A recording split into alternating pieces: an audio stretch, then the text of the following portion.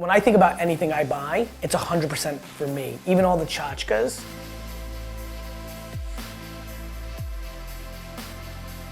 I fully 100,000% with no hedge do not believe that you can teach entrepreneurship, right? So that's awkward. It's crazy for me that that word is now considered like cool and good. Like when I was your age, 20 years ago, entrepreneur meant that you were a loser that was figuring it out, right? So watching what's happening to the world right now, where this has become a hot topic, is interesting to me, and like I'm super pumped that people now value that in a different way than they did the way. I mean, I grew up a DNF student, right? And the reason I grew up a DNF student was I was unable to sit in a room like this and listen to whoever was sitting up here because all I wanted to do was sell shit, right? And so that's all I've ever known. I've had no other gear. Somewhere around 4th grade when I got an F on a science test, I literally like that day was like, yeah. I think if there was anything I could do, that would be awesome for you guys to make the most money I could make, I would create a test or a drug that allowed people to become self-aware.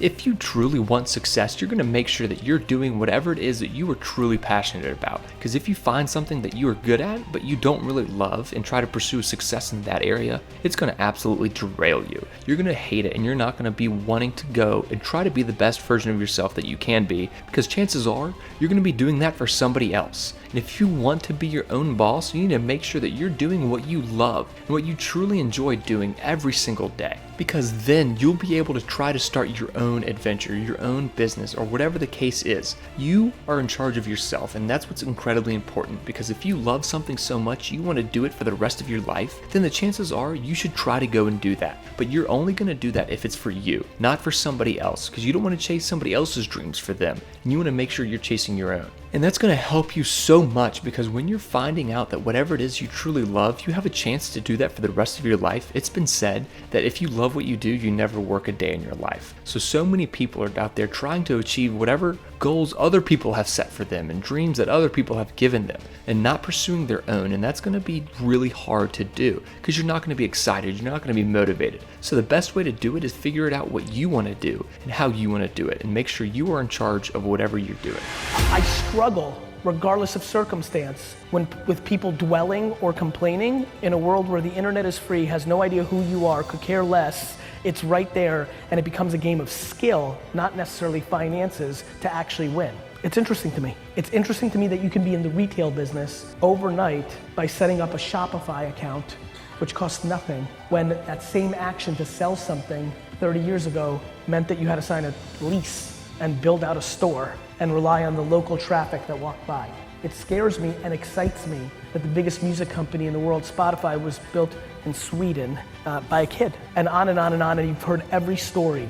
But more importantly, for every ridiculous story we've seen of Instagram or Facebook or Uber or Spotify, there are hundreds of thousands of stories of people with wins that are micro versions. I actually think the most unhealthy thing in entrepreneurship and opportunity is the big stories that everybody thinks they have to build $1 billion company.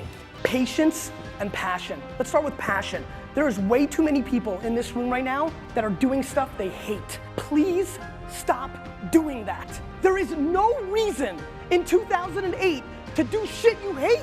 None. Promise me you won't, because you can lose just as much money being happy as hell. You know, I took over my family business. It was doing a couple $1 million a year, and over a 7-year period, I built it up to a $50 million company, turned 30, freaked out, and decided I wanted to do something else. Get on my face. I saw, you know, Zay Frank and Amanda Khan at Rocket Boom doing all that stuff. I'm like, I can do that shit. And so that's what I decided I want to do. I became 1% not happy selling wine.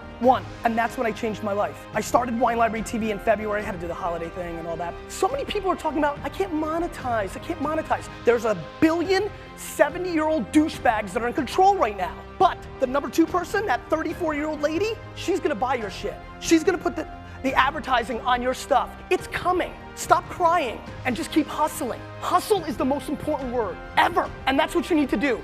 There's a lot of research, and again, being an F student in science, like I really don't, it's not that I don't trust anything, it's that I know that I haven't put in the work to really know if I should quote things. You know, so I kind of like just stay in my little lane.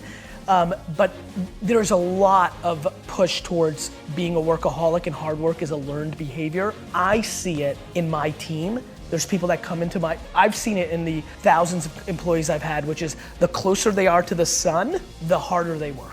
And I'm like, aha. And so I definitely feel like I learned hard work by watching my parents. And so it's why I talk so much about hustle. I watch people give advice completely predicated on natural talent and DNA. And I'm like, look, like I get it. Like I can throw a football every day for 9 hours a day. I'm just not physically built to be competitive at the highest levels. So yeah, I do think, you know, if anybody watching right now, if there's anything they take away, it's like, look, like you're gonna only be so pretty, you're only gonna be so smart, like there's things that are gonna be natural, and then there's things that you can actually control. Thank you all so much for watching this video. If you haven't already, please go ahead and like the video, go and subscribe to the channel if you're new, and let us know what you thought down in the comment section below.